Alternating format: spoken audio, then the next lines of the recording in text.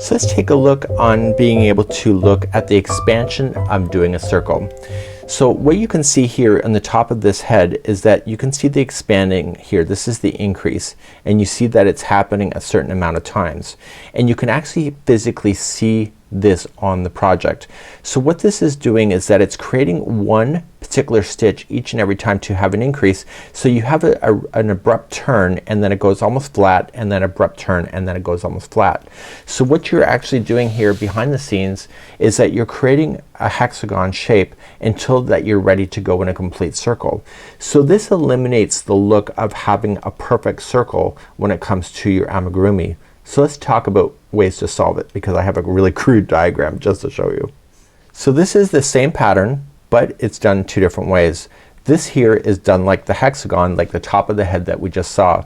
So the increase is always happening on the same access point, and when it comes bigger like that doll, you can really physically see that. And if you look really carefully, you do not see a circle here. You're seeing a hexagon. Do you see it? Flat, flat, flat, and flat. Here you can make it a complete circle by changing those access points so that they're not always increasing on the same stitch. And you will also notice that when you look at it from a flat perspective, that this here appears more rounded as well. So let's talk a little bit about how to do it like this versus like that. So on the hexagonal format, when the artist is always putting the same increase at the exact same spot, it creates this shape.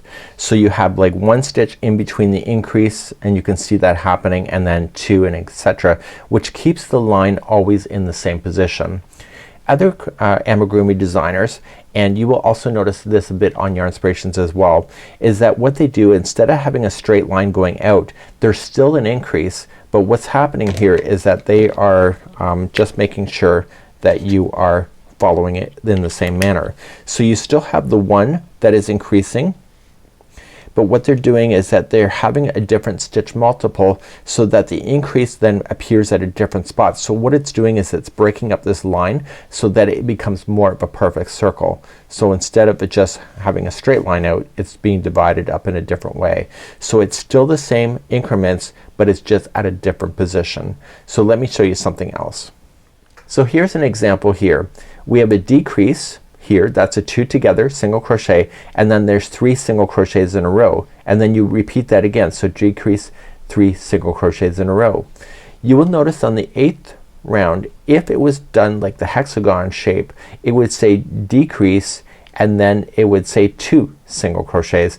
But what we've done is that we've changed the position of this so the decrease does not appear on the same stitch. So it just is slightly offset from each other. So it's 2 single crochets first, and then a decrease. So 2 single crochets and then a decrease. And then finally for the 9th, it's changing again. So the decrease has been moved. So it's a decrease the first time, and then 1 single. So if they wanted the hexagonal format of what you're doing, is that you would always have the decrease at the same position with the amount of stitches that you do afterward. So in this case it's changing, so therefore that continually changes the access point to give you more of a perfect circle when it comes to those kind of things.